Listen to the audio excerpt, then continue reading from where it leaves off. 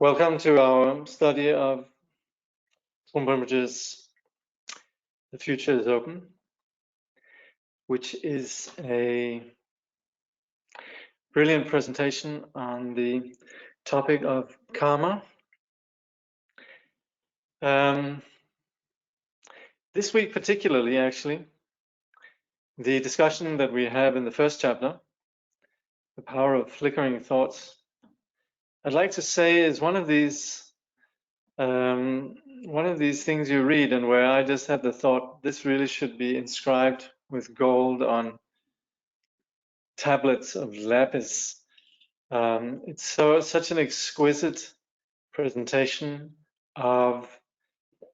Sometimes people will ask, and of course it's something that we ask ourselves as practitioners, how come that confusion took place? You know, if our mind intrinsically is pure, how is it that confusion took place? Of course, more pointedly, we could say it's also really a question of how does confusion take place? It's not just that it's something that happened in the past, it's something that happens. But anyway, this chapter I find very, very helpful. So I would just like to say that for those of you who practice meditation, this is such a profound teaching on the, you could say the micro moments of what takes place within us, and of course it's very much aimed towards us undertaking a personal investigation. The whole nature of the Buddhist science is that it's not information we're gathering, we're actually looking at the person who's looking. The scientists, the scope of the scientist is the scientist, him or herself.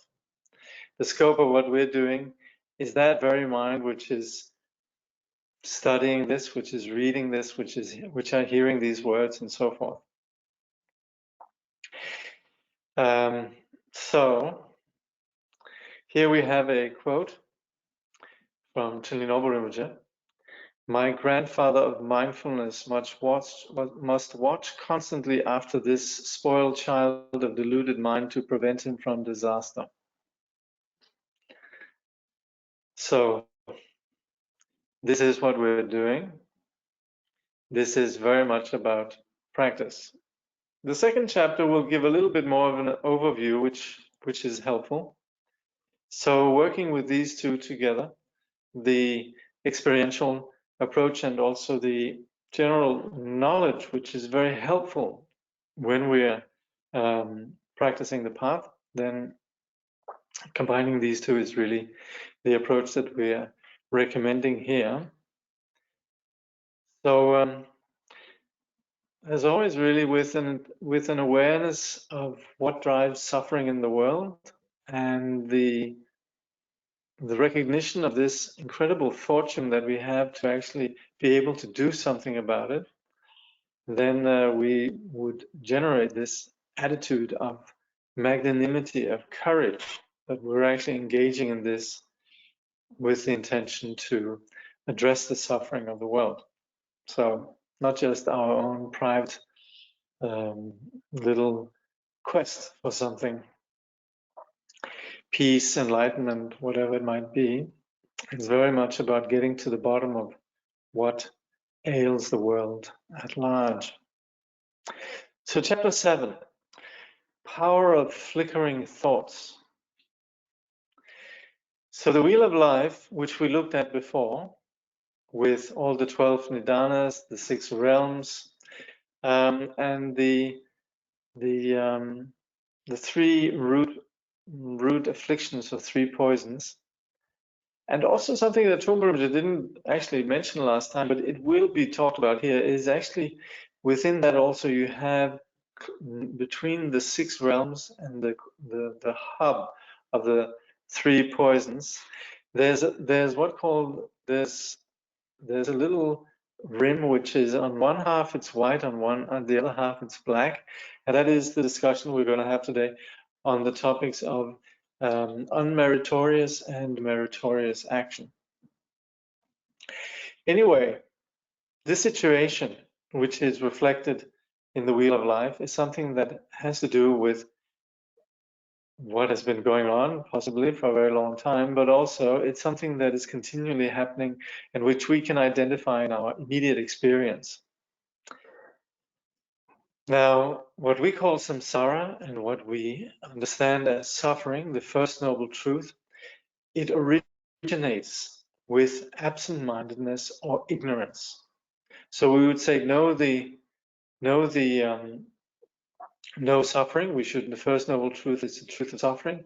And then we understand that suffering doesn't just happen randomly. It's not something that has sort of been, that we're being punished by somebody. It's just something that happens because of a little moment of confusion or delusion. And while of course this has enormous ramifications, it's also something that has to do with what is happening with us at every micro moment. And so we would say this suffering originates with absent-mindedness or ignorance, simply a blackout. It's not simply, but it's something that lies very much at the core of our being. So just like we would say the very nature of wisdom is something that's hard to see, just like it's hard to see our own eyelashes, then also, of course, this absent-mindedness, this fundamental ignorance is also something that is immensely close, but it lies there at the very heart of our experience of suffering. The remedy, what we're introducing through the path, is mindfulness. Now here, mindfulness is not just the mindfulness that is described in sort of the contemporary discussions around, with Western systems that have appropriated mindfulness as a way of just feeling better and so forth. Mindfulness here really is that the very remedy for what is the basis for samsara. So here mindfulness is understood in a very extensive and profound sense.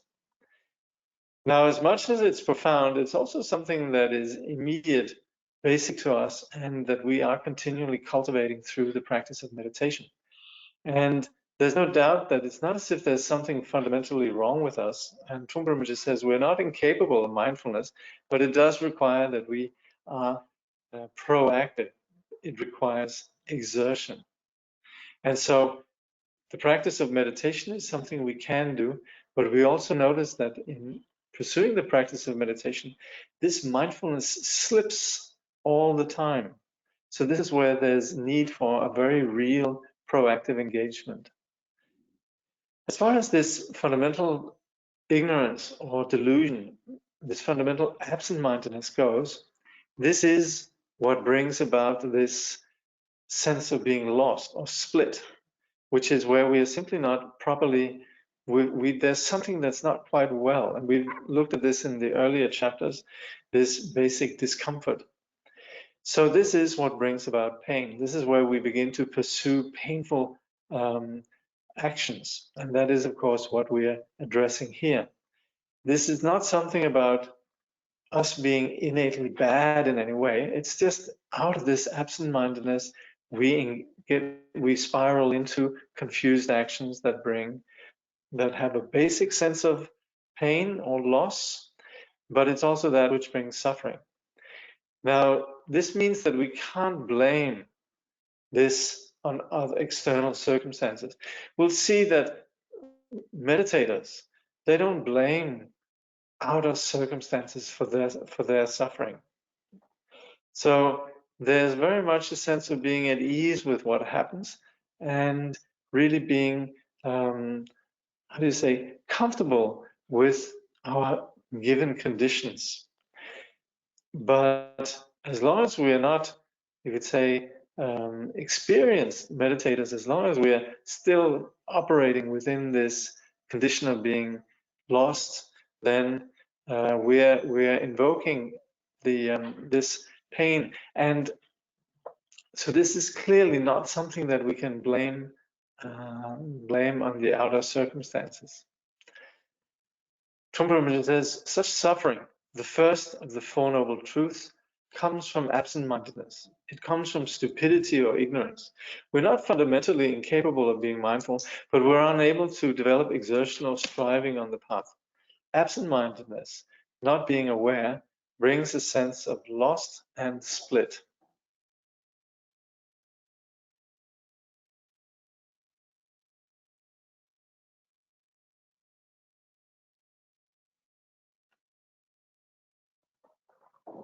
Yeah.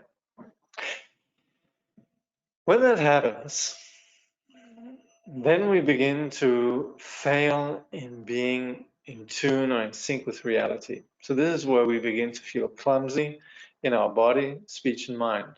We are self-conscious. We act to patch up this basic discomfort, and there's just a basic sense of dis-ease.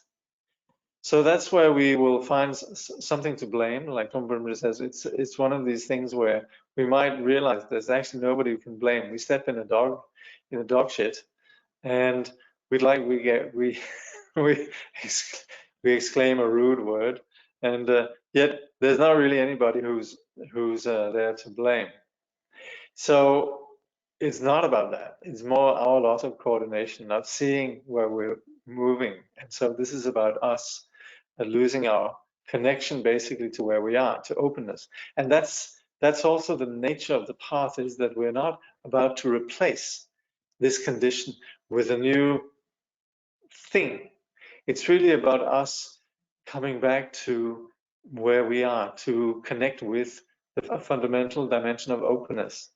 And this openness, this is then what we often refer to as the middle way, or the Madhyamika, or the space that is not constructed through conceptual constructs. It's the primordial condition of reality, which is free from any of our intellectual speculations about it.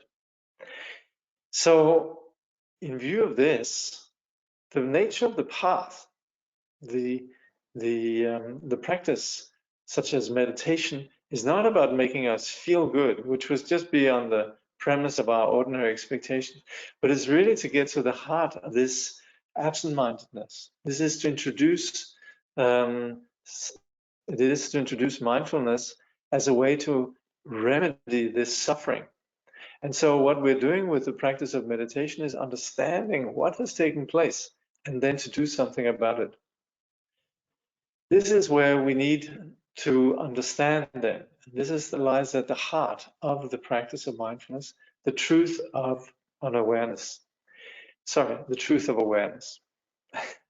The truth of awareness, which within its natural condition, there is no thing such as suffering. The natural condition of awareness, the original unconfused, uncontaminated, undiluted condition, is free of suffering.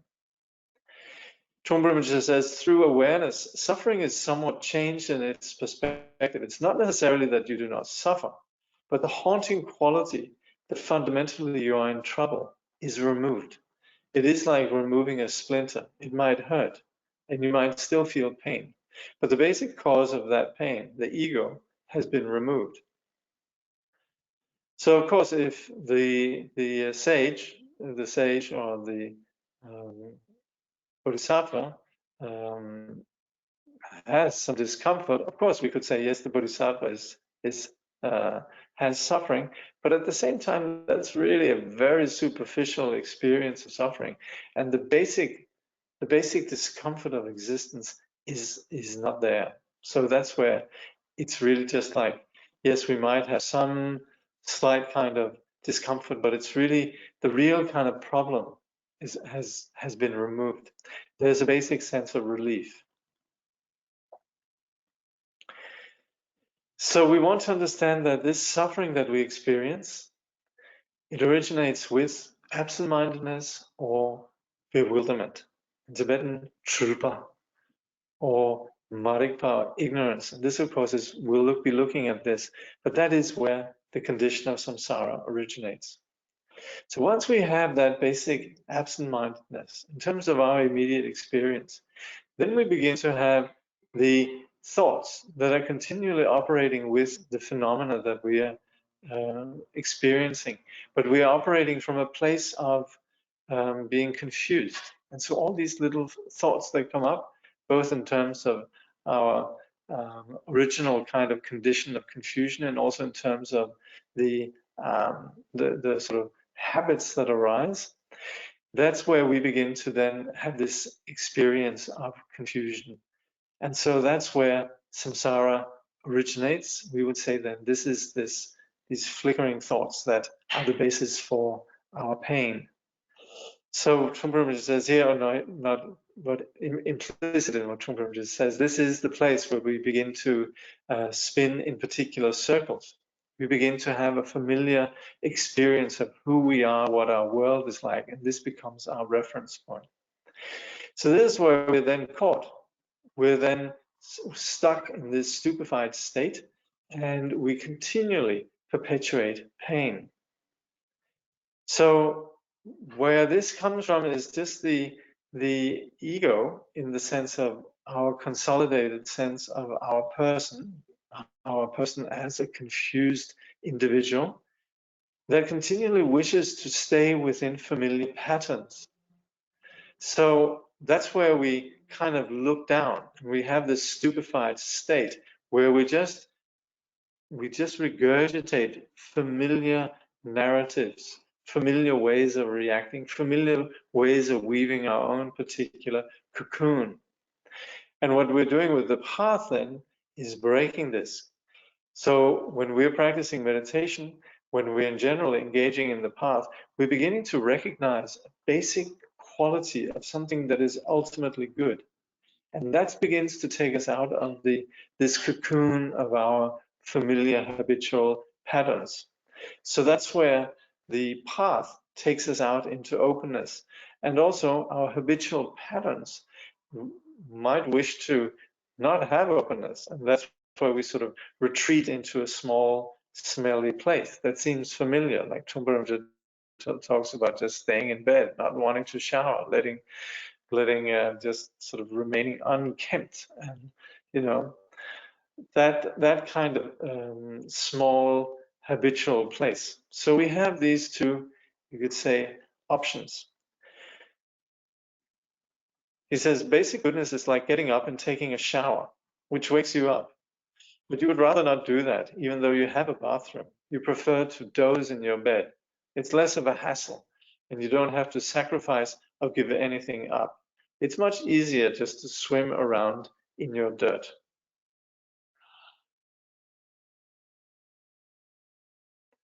So this desire then is pursuing something pleasing that seems on a short-sightedly seems pleasing, and it's familiar.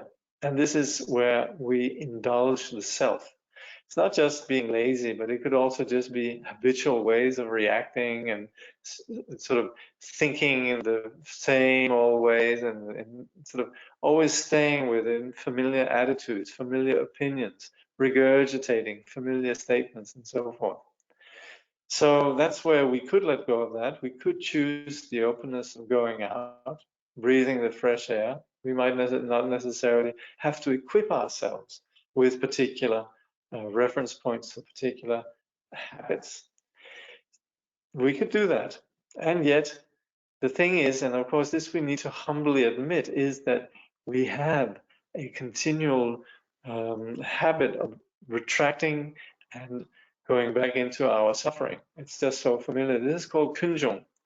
So the kunjung is the second noble truth. So we talk about the first noble truth, suffering, and then the second noble truth, the cause of the suffering. And with the second noble truth, we say this is where we want to understand, where does this whole pattern that keeps us in suffering come from? And this is what we've been looking at in terms of the kleshas, the afflictions of the mind, the conflicting emotions, the nidanas, the 12 links that we looked at last time, and also we've looked at the skandhas, the way that we operate in terms of freezing the world and developing habitual reactions and patterns. So Trungpa Rinpoche says the natural instinctive yearning towards pain is known as kunjung in Tibetan, and in Sanskrit it is samudaya. Kun means all or every, and jung means arising. So kunjung means the origin of all. Kunjung is an abbreviation for Nyönmong kunjung, which means the origin of all the defilements, the kleshas. It is where all the defilements and pain are created. So this is where we get down to what really lies at the source of our discomfort. Kunjung arises as flickering thoughts, mental events. So as we sit, we're present, either we're meditating or not, and little thoughts are happening all the time. These flickering thoughts are habitual tendencies, vasanas. So when we talk about karma, that's in general, but the patterns themselves that we begin to pursue, that's then the vasana. So they're sort of a subsidiary section of karma. These are the patterns that we pursue. Now these happen, so we will have flickering thoughts all the time. Now, they in turn set off the obscurations of negative emotions, kleshas. So we have the thoughts, but then we follow them. We begin to, a bit like he gives the example of the pilot light of these flickering thoughts, and that's where we begin to ignite the sort of our sort of you could say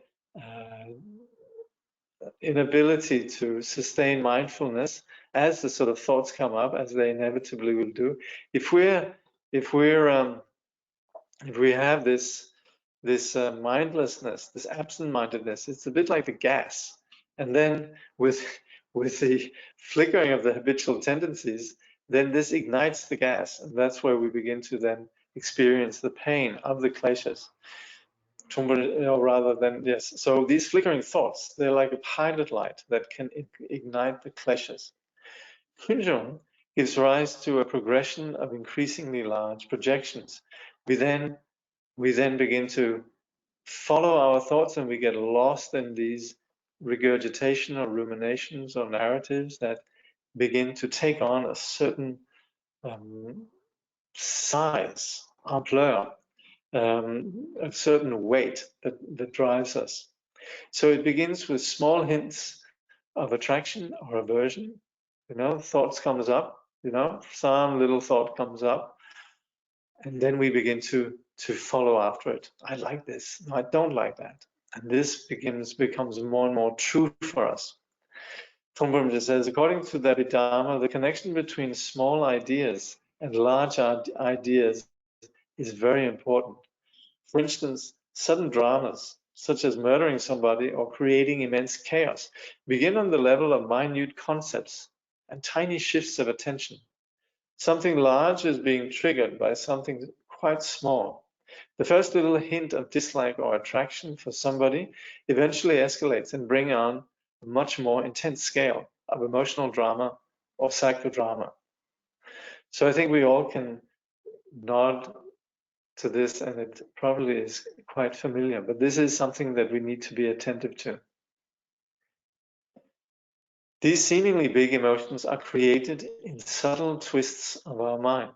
So they're big, but they begin down there where we begin to latch on to the reality of these thoughts in a condition of absent-mindedness. In our untrained mind, this seems perfectly normal.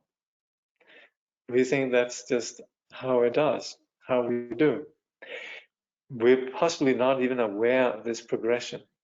We then manipulate our reality on the basis of passion, aggression, and ignorance. So this is where we begin to, on the basis of these three root kleshas, we then begin to manipulate our reality. So the manipulation is where we act on these kleshas. Now, this is something that we are intimately familiar with. We experience this all the time. This is not theory. What we're talking about here is not something that we could say, oh, it's just abstract philosophy. Not at all. This is right down at the very core of what we experience every single moment. Trungpa Rinpoche says, it is possible for people who have been practicing meditation and studying the teachings, who are opened and intrigued to see this pattern. If you have been practicing, you're somewhat raw and unskinned, which is good. Although if you're too ripe, you might want to run away or try to grow a thicker skin. Being able to relate with the subtleties of mental shifts is connected with the Hinayana principle of paying attention to every activity that we do in smaller doses. There is no such thing as sudden psychodrama without any cause or effect.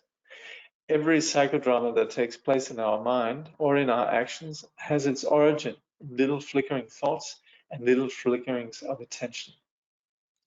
So if we're meditators, we will know there's a time when we are present, and then we discover, oh, I've just been sitting, ruminating, daydreaming, lost in thought.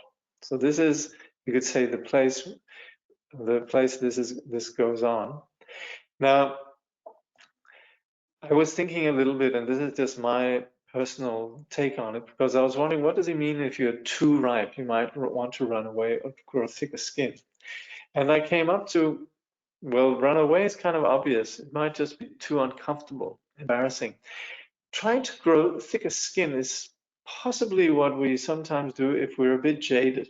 We've heard this so many times, and we just sort of have a distance to it. It's not something that troubles us. We're just familiar with it, and we might just sort of laugh it away. So that's where this might be what Trungpa Rinpoche is implying here when he says to grow thicker skin, to be less sensitive. So, by the way, this is, of course, implicit in what's going this presentation, and that's always why I say, please read this yourself. I'm not giving you a digest of what Trungpa Rinpoche is saying. I'm sharing with you my thoughts, what I seem to think is significant. And for example, like I was just saying, I'm speculating what Trungpa Rinpoche could mean with growing a thicker skin.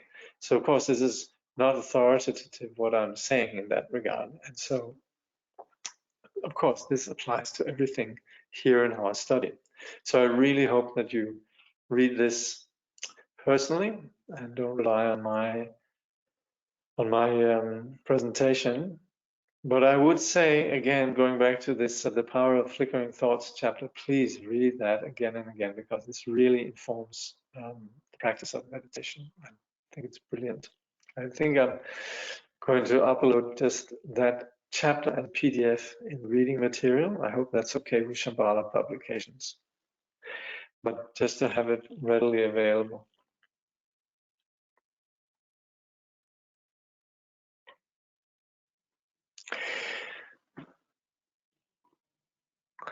Okay, someone very kindly says, whatever your interpretation, it's much clearer than when I read the material myself. Well, that's good. I'm glad if it's helpful. And also remember, when we revisit this again and again, it takes on a whole different, it becomes clearer and clearer every time we read it. So we're never reading the same thing. Every time these words, they will spark new insights. Perpetually recreating suffering. So this ego that we have, this basic condition of unmindfulness, this basic condition of absent-mindedness, this sense of I, this is something that we see as something real and permanent. And on the basis of that, then we're continually struggling on the premise of this way of seeing things. And that's why we grope for survival in our reality, in the sense that we're continually bouncing back and forth in terms of our reactive patterns, trying to organize the world in a way that's according to how we think it should be. So this groping, this happens with us liking and disliking things. And the more that we have these emotions of like and dislike, the more there's a sense of I in relation to my perceived objects. And this is where we think I and other. So the I and other is this alienation in regards to what we perceive as being other. And that's then where we begin to have the kleshas, that we then begin to have likes and dislikes, and then we begin to act on this. So we're going to be seeing, this is a theme that comes back again and again, which is the initial unconsciousness or ignorance, delusion. On the basis of that, then we have this duality, self and other, and it is that then which prompts this experience of the kleshas. And it's there on the basis of the kleshas, when we act on these, that we begin to lay down seeds of particular patterning, which then ripen as our experience in terms of the world. So we would say on the basis of this ignorance, we have the two things that, the two main things that drive samsara, kleshas and karma. Anyway, this will be repeating a few times in this chapter. However, as far as our sense of individuality, our insecurity goes, we maintain ourselves through our grasping and struggling with the world. We pit ourselves against the world. We have this fixating on ourselves. We have this grasping on the world, solidifying the world. And as a result, also, because we're operating within a confused absence of connecting with the world, we struggle with the world. So this is where we would say this delusion entails all the sufferings that we call samsara. Now, for us to engage with this process, what we're doing here in this study of karma in general, and particularly in this chapter, is trying to understand what it is that's taking place. So for us to be free of this, we need to understand what it is that binds us. So just like if we're sick, it's not that we have to construct our well-being, we just need to address what it is that made us sick in the first place, and then we remedy it. So to be free, we need to understand samsara. Trungpa Rinpoche says the process of samsara goes on and on. We have to understand its workings, for once we know how samsara operates, we will know how to work with it. We will know what to overcome and what to cultivate.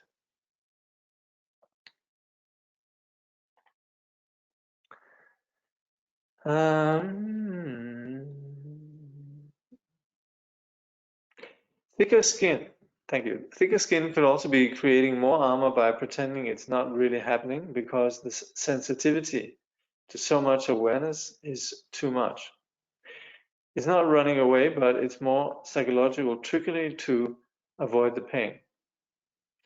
Yes, just my take. Yes, in fact, that is exactly it. And that's also where we have this jaded quality that, we are constructing this armor in various ways. And that is because, yes, it's painful.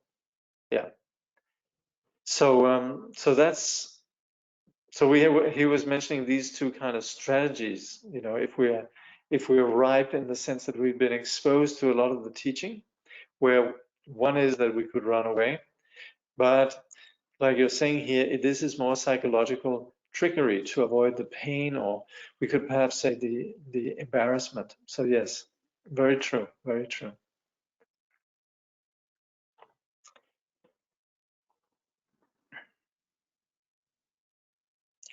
Now the path, what we're doing here is breaking down the delusional fixation on duality, on self and other. So that is what we're doing with the path. We're eliminating this condition of confusion that perpetuates this delusional condition that projects solidity onto the mind, the mind which is originally pure, brilliant, and failing to recognize this nature, then we fall into this oblivion, this absent-mindedness, where we conceive of a self, and then to perpetuate that, we then have this relationship or projection of other, which then is where we find ourselves in samsara. So this is the very core of what we're doing in terms of the path. This is, by the way, this operates on a very, very subtle level, and so much of the teaching will, of course, work towards this, but do it very much on creating the conditions first, so we can arrive at this. This very much, you could say, constitutes the scope of prajna.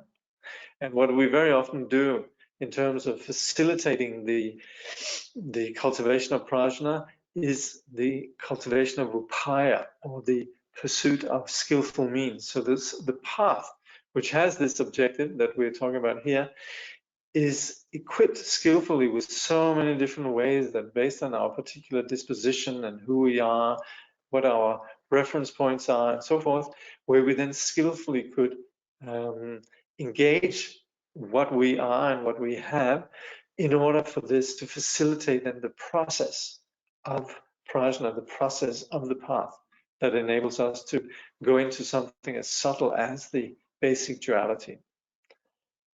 So again, like we mentioned earlier, samsara runs on two types of kunjung. There's two, where we're going to identify these two causes of suffering. There's the kleshas, which is then the afflicted mind based on the delusion, and then the actions once we act on the kleshas. So when we act on kleshas, we accumulate karma. That's how we understand karma. This is then where we accumulate the foundations for our experience. So seeing the game of the kleshas, we reduce the power of our karmic patterns. So the less that we are held by the kleshas, then also the less we fall into these unconscious patterns of our karma. Trungpa Rinpoche says, simply perceiving it through your mind and seeing the futility of it, realizing it is just a game, is the saving grace. That seems to be the point of the practice of meditation. So here he's referring to this kunjung in its twofold aspect, but it is about us beginning to understand this taking place in our own experience. That is what we're doing with the practice of meditation. Now, we're going to look at the kleshas and the karma. And of course, this can be explained in many different ways, but here we have really sort of just taken from the Abhidharma, then the basic root kleshas. And this is, again, look in the footnotes. Actually, there's going to be some references here to the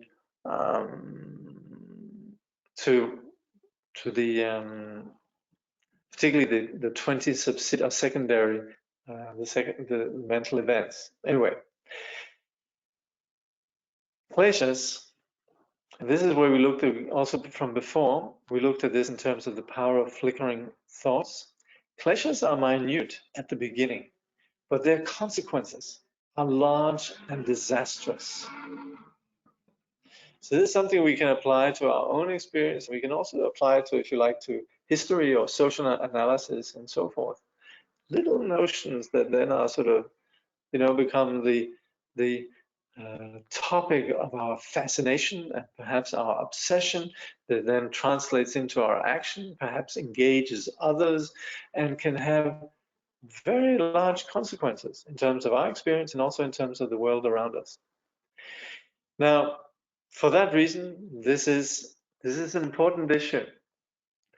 Now, we basically sustain ourselves, like we talked about, the fact that we like to sort of stay in our little cocoon. We sustain our confusion through the kleshas. This is what makes us feel very real. It might be painful, but it feels real. Matthew Ricard, in his The Art of Happiness, he describes how in the intellectual climate where he came from, then there's very much a sense that you wouldn't want to be happy. It's too bland. It's uninteresting. The spice of life and the sense of what gives you a passionate, colorful sense of individuality and your creativity is fueled by this anguish, the kleshas, and so forth. So this is where we can see that there's a sort of romanticism sometimes around these painful conditions. The sad point, unfortunately, is that we don't really become that creative through our kleshas. We might sort of feel that we're more alive, and particularly in a, you could say, mechanistic worldview, where we might just see ourselves as just being no more than a brain. Then it's very colorful and interesting to sort of make big splashes in terms of our own pain and the pain of others and so forth. But actually all we're doing is really just perpetuating more suffering, more anguish, and it's not really particularly helpful for anybody. And all we're doing is really just coming from this place of insecurity where we want to perpetuate this drama. So this is where the kleshas, they serve us. This is where we sadly gravitate towards. Now, the nature of the kleshas is that they're jumpy, and they need to be sustained. They are pursuing entertainment. This gives a sense of confirmation, a sense of real existence. So we might think that whatever is happening in our mind just happens randomly, but they, first of all, they don't come about randomly. They come due to these causes and conditions that have been laid down. They come from previous actions with body, speech, and mind. But then when they manifest these kleshas, then we're there again. There could be the flickering of the sort of the karmic seed, but then we're sort of there, happy to sort of jump on it, and that's where we perpetuate habits. So we create objects, and then we occupy ourselves with them, and this also then leads to us making confused choices. If you look at very often, in the classical presentations on just the basic foundations of the Buddhist path, we identify how sentient beings, despite wishing happiness, they perpetuate their own suffering. Despite wanting happiness, they pursue suffering. And so we would say intention and action are in contradiction. And this is where we mistake what is really desirable, and what is really undesirable. We pursue something that we fail to pursue what we actually really would want, and instead we're actively pursuing what actually leads to what we wouldn't want. So there's 6 root poisons. They are then on the basis of the basic attachment, aversion, and ignorance. We then identify them as desire, anger, pride, ignorance, doubt, and opinion. The last one, then, opinion, is more like view. Now, Trungpa Rinpoche, and this is where you need to read it, he goes through a succession of how this develops, and I think me sort of just repeating that or trying to sum it up, it's just a lot of, how do you say, we might lose track a little bit, and the subtlety of it is really, the value of it lies in its subtle presentation of this succession, this sequence. So please, I'm not gonna go over that. But just generally understand that these 6, what we understand as kleshas or nyamompa, they are what disturbs us. They agitate us. Sometimes we translate nyamompa as afflictions. And if you look in what is in Tibetan called Tsigze Chenmo, the Tibetan Chinese encyclopedia, it says there, what wearies body and mind? That is rather, it defines what is, I was looking up what is nyamompa, and it defines, it is what wearies body and mind. Mental events that are driven by unmeritorious actions are what completely agitates our mind. And this is interesting because this is exactly also what Trungpa was just talking about here. This in Tibetan it's mashiwa, which means just it's not peaceful, the opposite of peaceful. So it disturbs our tranquility, it agitates us, and this is driven by these unmeritorious or neurotic actions, migewe le, the unvirtuous actions. So these 6, they come in a progression, yeah, and that's then where we begin to have the confused and afflicted reactions. Now they culminate in number 6, opinion or view, which is then where we begin to hold on to things as we see it. And we could say that sometimes we very often would say all of samsara, the second noble truth. Some traditions, they say, oh, it's desire. What's the word again? Tishna, I think. And sometimes we would say, say that it's just ignorance. Same thing really, there's no real contradictions. On the basis of ignorance, then we are continually seeking something that we could appropriate in order to confirm our existence. So it's the same thing. And then Trungpa Rinpoche also, talking of ignorance then, he talks about two kinds. And there's ignorance as dullness, just indifference, timu or moha in Sanskrit. And then there's the very basic, very subtle, fundamental ignorance, which is avidya or marikpa. So we should distinguish between these two kinds of ignorance. Trungpa Rinpoche says about this, he says, the klesha of ignorance, moha timu, is just superficial bewilderment. In contrast, fundamental ignorance, avidya marikpa, is the refusal to relate at all with the totality of suffering. You want to boycott the whole situation. So that's the basic condition of the sentient being, is simply being unwilling to understand the original innate condition. So this was then the 6 root kleshas, the conflicting emotions that lead to suffering. Like I say, go over the way that Trungpa Rinpoche describes that in terms of how they develop. Here we're more, I'd like to just stick to just summing up and giving an overview. Then there's the karmic patterns that lead to suffering. And that's where we're going to be looking at, I think it's, yeah. So suffering and its pattern. So what drives then the suffering? Karma originates in ignorance and the actions that follow.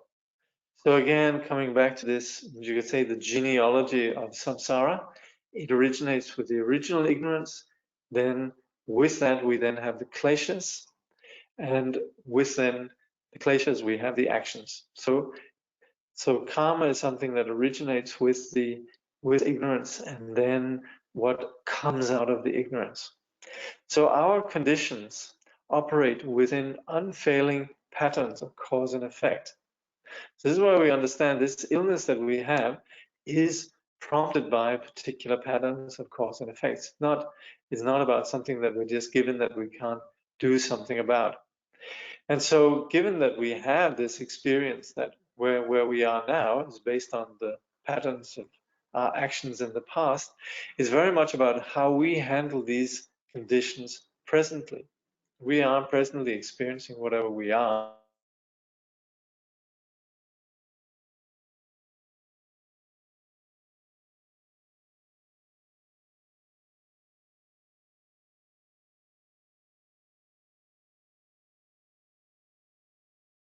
On the basis of actions of the past, we could stick to the habitual ways of it's all about how we then pursue this or how we handle this present situation.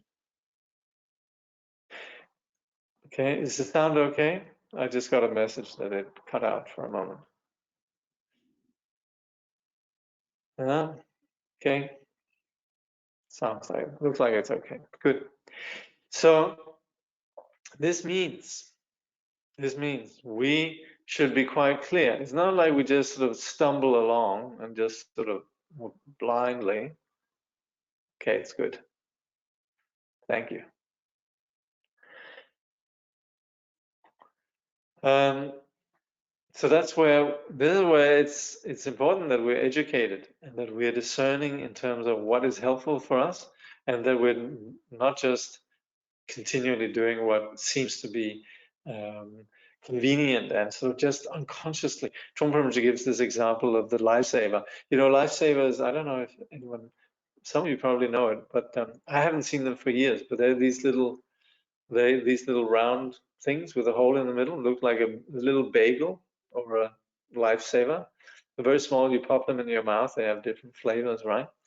So that's something that we sometimes just pop in just to give us a little bit of sense of ease.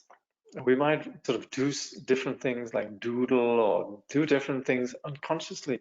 And that's where we sometimes are quite sort of unconscious in terms of how we handle ourselves. So of course, there's nothing wrong with popping a lifesaver in your mouth or doodling, but it's more that we just begin to become aware in fact, of our insecurity and so forth. So from here, then, we want to be clear on the facts of what we can do. So this is the point of our study here. We are educating ourselves. We are continually, this material here is about us looking at ourselves. You get a whole lot more out of life savings. Yes. Well, if you're drowning and somebody throws you a lifesaver, that's definitely something good. But if you're sort of just unconsciously popping a sweet in your mouth because it's just sort of takes the edge, that's where we shouldn't, not that there's something wrong with it, but it's just that we begin to become sensitive to this sort of the micro moments of our decision making. Trungpa Rinpoche says we could watch ourselves doing that. The little things we do, the little areas in which we try to entertain ourselves. This process that takes place all the time is both the product of suffering and the producer of suffering. It is the origin that perpetually recreates suffering, as well as what we are constantly going through as the result of suffering. So we, of course, if noticing that there's these little itches, we reach over and we scratch. But the thing is, if our scratching is sort of just dumbing us or dulling us, and we're not really looking at where the itch comes from, then it's not very helpful. Whereas if we begin to be aware of there's this itch that happens, where does it come from? That's quite useful. Now, in terms of our actions, then, we essentially, on a very immediate level, we want to be clear on what are our neurotic or unmeritorious actions, unmeritorious karma.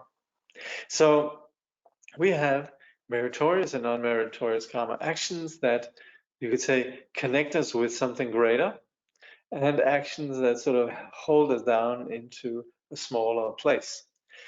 Now, when it comes to the unmeritorious actions, where we're perpetuating essentially the self, we have a sense of us struggling in the world. And so that's where there's a sense of I. And that's where we sort of are at odds with the world around us. We have this aggressive intention. So we're talking about 10 evil acts. This is interesting as a translator, because as translators, we very often try to find words that sort of work in and don't necessarily spill into already existing discourses. So some people, they might think of the word sin, for example, as being associated with particular religious dogma and, and so forth. Whereas we might just have to expand our vocabulary and say, okay, we have had that attitude about the word sin, but maybe we can alternate. Sometimes translators, they're very sort of trying to cater to the existing attitudes of the audience, and so then they'll sort of try to stick with a more bland language. And it's interesting, Trungpa Rinpoche usually is very skillful in avoiding the language that is, you could say, seen as religious. But also here's interesting. He's using quite a strong word. There's many people who would object to the term evil, because that for some people is sort of too strong. So then we very often just says, oh, 10 negative actions, but that's kind of bland in some way, Anyway, this is just a translated discussion. But as far as what we're talking about Migewa Shu, and then that is then actions that bring about suffering. So yes, there's every reason to identify the very negative nature of these actions. Again, here I'm not going to go, you have Trungpa Rinpoche's excellent explanation here, and I more just want to identify the overview, the structure of it. 3 of body: killing, stealing, sexual misconduct. And again, Trungpa Rinpoche very much highlights the sort of the nature of these essentially being driven by aggression in one way or another. And also then that's body, and then speech, lying, divisive talk, harsh words, gossip, and then 3 of mind: envy, wishing to harm, no trust in the truth of the sacred. So we would say these are progressively, of all of these, actually, it's the last one that's the most significant, because that's really the very core of what drives all the other ones. We would say this one here is very often translated as wrong view. Now we could understand that in terms of simply misunderstanding our existing reality and handling it wrong. Now, generally, how we would define this wrong view is that we would say it's not recognizing the cause and effect of our actions, basically disregarding karma and disregarding how this plays out in terms of past and particularly future lives. So, in terms of understanding dependent origination, how the nature of relative truth unfolds, then we would say, well, understanding relative truth is our given situation is understanding how cause and effects impacts us and how we need to take into account past and future lives, particularly future lives, obviously. Now, this might be difficult for a modern audience to relate to some of this, not being familiar really with understanding dependent origination, being equipped with a particular cosmology and worldview. And so Trungpa Rinpoche makes a very interesting statement that in effect touches on getting to the core of ignorance also, but he touches more from more of a view of actually understanding the enlightened aspect. So, but then again, understanding the enlightened aspects as it lives within our immediate experience. Anyway, so hence I want to just actually read exactly what Trungpa Rinpoche says about this. And this one might make, this is interesting for those who already know this, sort of familiar with the term wrong view and it having to do with karma and past and previous lives, also called past and future lives, then this is an additional interesting perspective. He says, the last of the 10 evil acts is disbelieving in truth, or disbelieving in sacredness. You refuse to work with a sense of reverence. This might make you feel like sitting on the shrine, tearing down sacred objects, or stepping on sutras, the words of the Dharma. But there's something more than that. You feel totally, utterly disgusted with anything that might add new meaning to life, a sense of holiness, richness, or sacredness. You relate with meditation practice as a way of just hanging out, and chanting as just chatter. In fact, anything that you do deliberately, anything that constitutes mindfulness, is regarded as a hassle. It all boils down to an excessive casualness, not relating with yourself as having dignity or confidence. The only thing that matters to you is to stay alive, to have a roof over your head and food to eat. You simply don't believe in fundamental dignity. You believe in the wretchedness of your world rather than the sacredness of the world. This is, in my opinion, very profound and very skillful way of presenting this notion of wrong view. Given the particular, you could say, scientific dogma, the scientific ideas that prevail within modernity, but also as a practitioner.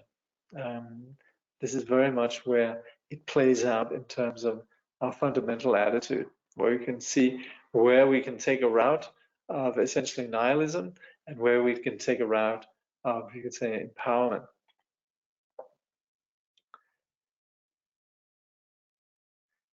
Evil seems to imply implications, consequences. Yeah, exactly. Pain. That's where the evil lies here. Now, opposite to that, meritorious karma, basically meritorious, well, so meritorious karma, that is the actions that you say take us out of this lower condition.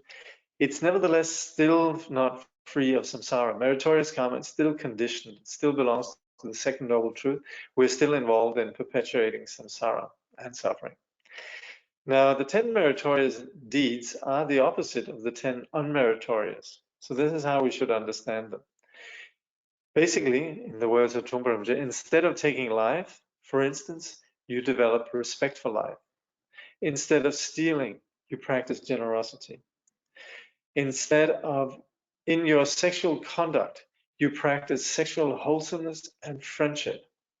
Instead of telling lies, you practice truthfulness and develop wholesome speech. Instead of intrigue, you practice straightforwardness. Instead of harsh words, you practice good wisdom. Instead of useless speech or gossip, you develop simplicity. You speak very simply, and what you say is meaningful. Instead of wishful thinking and greediness, you have a sense of openness.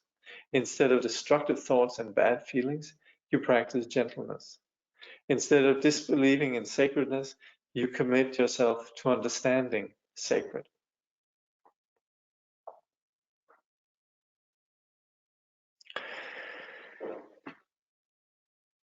So these are then the actions. This is in terms of karma. We've talked about the kleshas.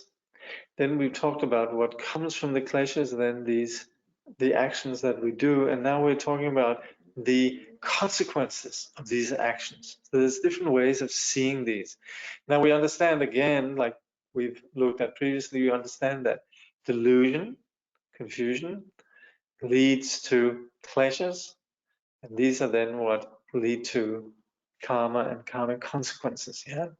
So basically, the absent-mindedness leads to this sense of the insecurity of ego that sustains itself through its afflicted, the afflictions, the 6 styles of confused emotions.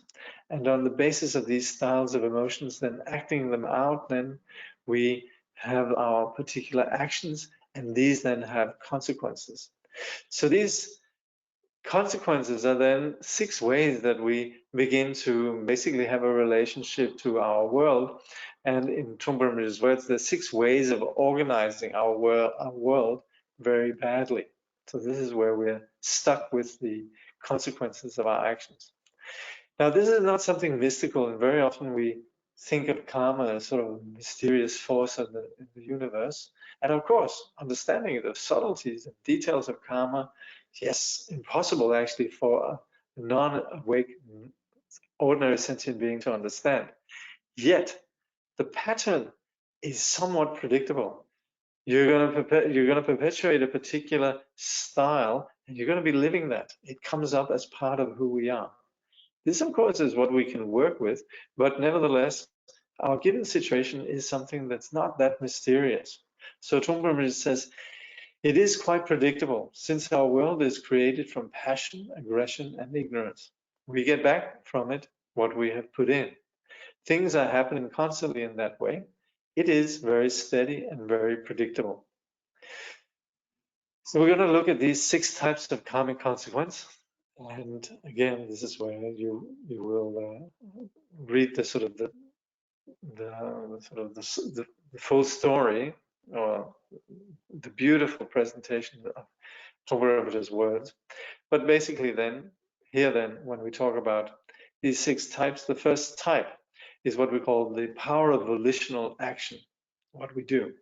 Now that's where something that we do with a good, we might begin well, we might, and just basically summing up what is being said here, we might have a good beginning.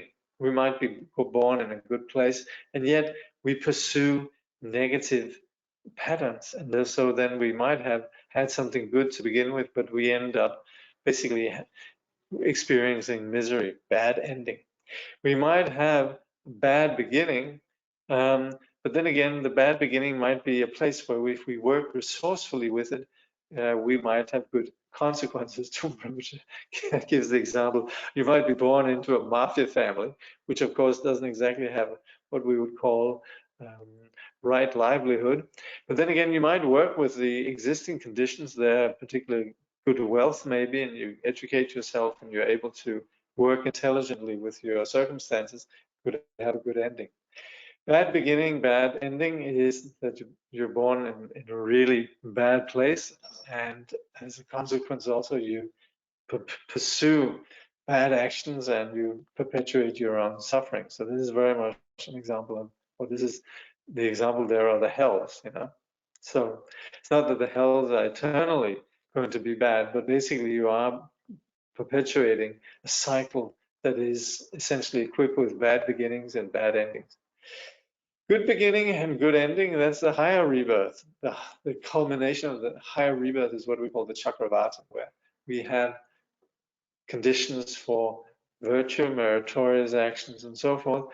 And as a consequence, we keep perpetuating that, and as a consequence of that, we have happiness.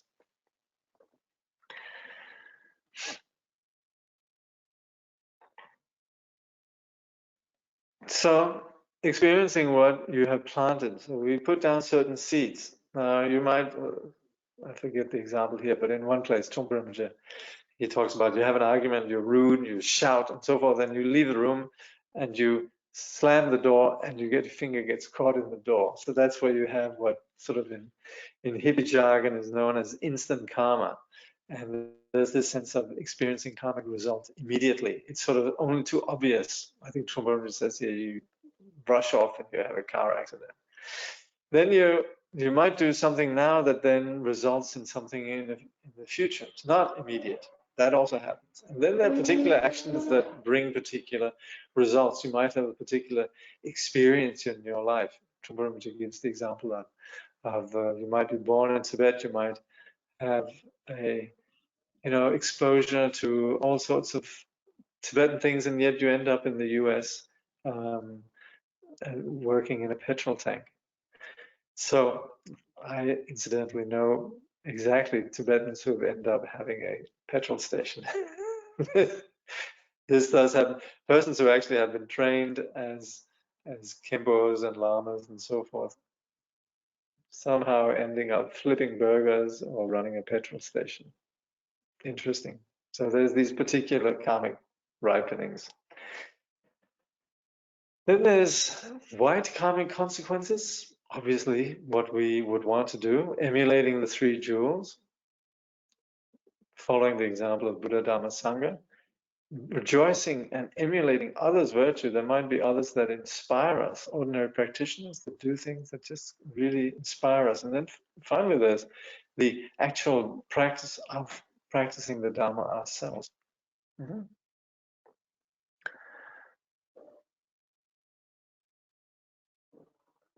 Uh-huh. Okay. I only ever catch my clothes on door handles when I'm cranky. It's kind of funny. It is interesting, isn't it? How it sort of brings us back, these sort of little inconveniences. Changing the karmic flow by forceful action. So that is again an extension of practicing the Dharma, but it's more than that really. It's this identifying gap. So Trungpa says, with effort, such as sitting practice, we can make jumps and overcome bad habits. Trungpa doesn't say that. This is me summarizing it, sorry. But the implication is that with something like meditation practice, we could actually begin to be proactive in the otherwise ordinary unconscious process. There are gaps prior to actions in the sense that we are just about to engage in something and there's a little bit of space, and that's where actually we could take a left or a right turn. We could actually be engaged in that action. We're not just unconsciously floating along. And that's where these gaps, and also of course the whole science, if you like, around the bardos and the intermediate states is very much operates with this sense that we could actually have these little gaps that provide the possibility for liberation, or here just on a very immediate level, provide opportunities for a new, you could say, a new life, that we actually connect with openness and make informed, freer choices. Trungpa Rinpoche says, there are second thoughts happening each time you act. There is hesitation, and from that hesitation or gap, you can go backward or forward. Changing the flow of karma happens in that gap. So the gap is very useful. It is in the gap that you give birth to a new life. Shared karmic situations, national karma. So there we have this shared experience that we all have. Here we are in a particular country with its own particular shared phenomena. That doesn't have anything particularly to do with us. It's a shared general experience. Actually, also in Charlie Rinpoche's books, he makes the point that there are things which are not necessarily ours. It's more sort of a general experience. So that's not particularly to do with us. We obviously share a particular perception with the other sentient beings, but it's not particularly just uniquely us. Whereas the second category, individual karma, within the national karma, is that there are systems within the national karma, such as, let's say, the educational system, or maybe the Trungpa gives the example of the sewerage, and that's where within the sewerage system, which is you can share the shared or national karma or regional or local neighborhood karma, then you have your own particular experience, which is then your particular sewer or plumbing is breaking down, and you have your own individual situation with corresponding problems and bills and so forth, all of that. Similarly, also with the educational system, your particular teacher, the TV network, and your personal TV receiver, and so forth. Anyway, this means that we are personally affected within this wider context of circumstances. And then the last one, interaction of, this is a bit like the black, like we had it earlier, but here then it's about intention and action. So you have a wide intention and a wide action. So you have a good intention and you act on it, meritorious action. But then you have bad intention and you act on it, which is then that's the black intention, black action. You have white intention, black action, and that's where you might have the overall good in mind, but you have to do something which perhaps appears to be negative actions. You sometimes could, for example, imagine a mother who would violently yank her child out of harm's way if the child is venturing into this busy street. And also in the scriptures, we have this example of the little, what we call the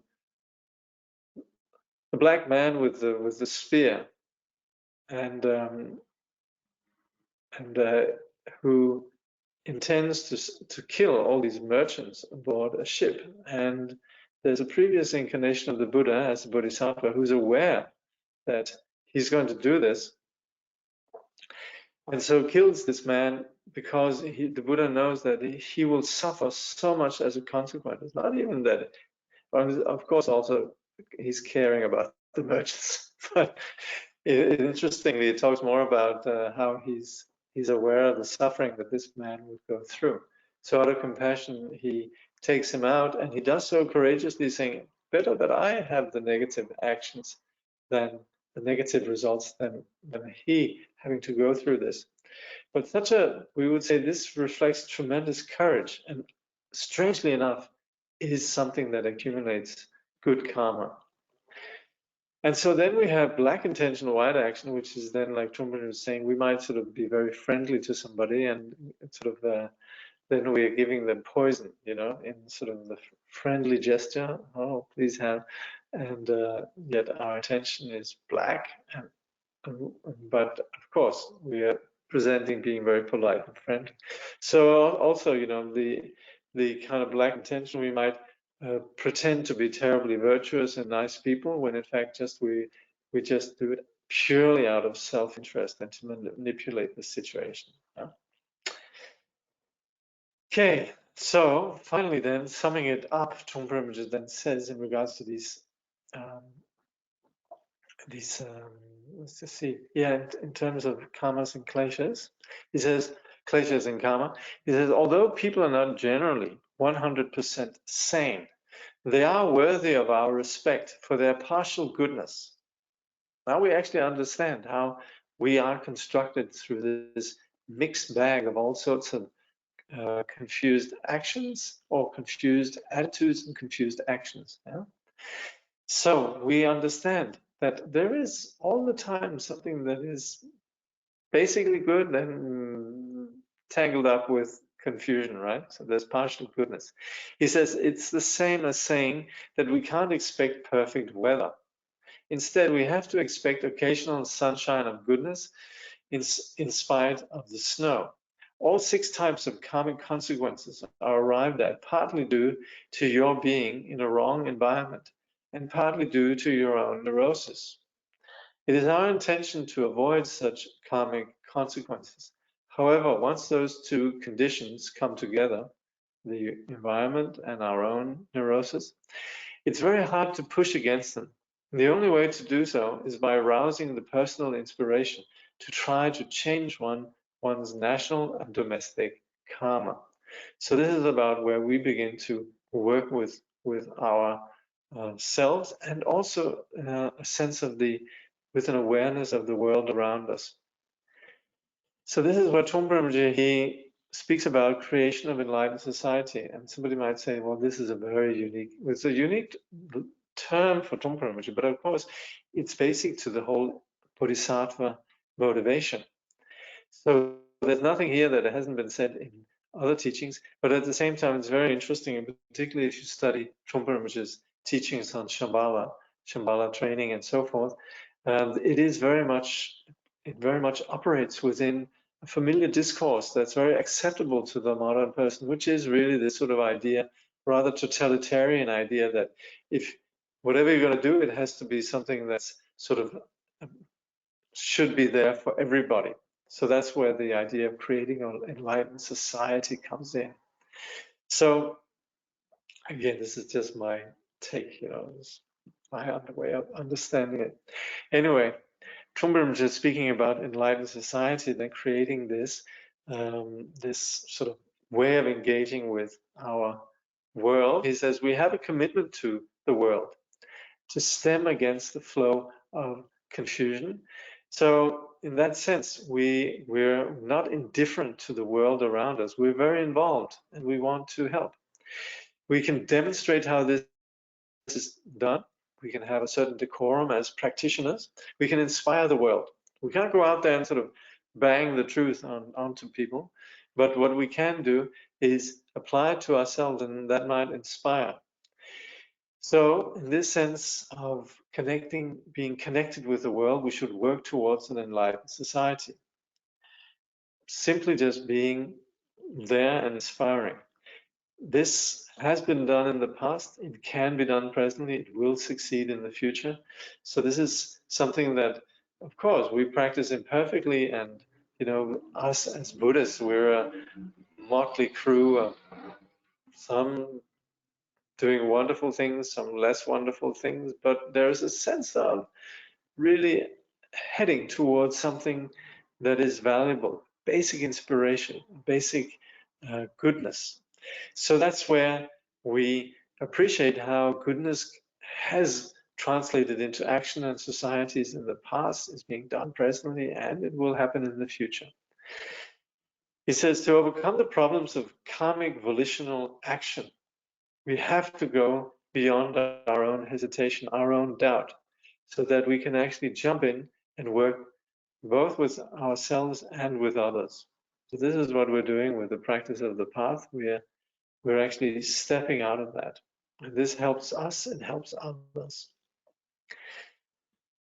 Unplugging samsara. So this is more summary, really. The kunjung of the kleshas. So we have the 6 root kleshas and the 20 secondary kleshas. In the footnotes in the book, you have the 20. And the kunjung of karma. So there's these 2 kunjungs, these 2 origins of suffering. So there's the kleshas, and then there's the kunjung of karma, the unmeritorious and meritorious karma, the doing things, and the karmic consequences. Trungpa Rinpoche says, so we shouldn't feel that we're stuck with those karmic situations. We should feel that we always have the opportunity to interrupt the flow of karma. First, we have to interrupt our ignorance, and second, we have to interrupt our passion. By interrupting both our ignorance and our passion, we have nothing happening in terms of the samsaric world. We have already unplugged the refrigerator.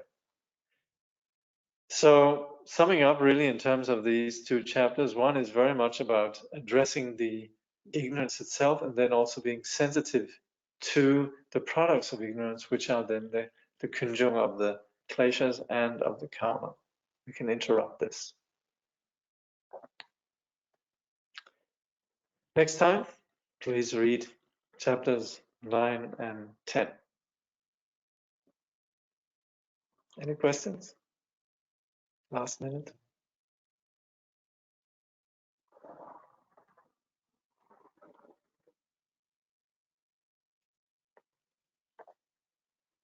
Okay.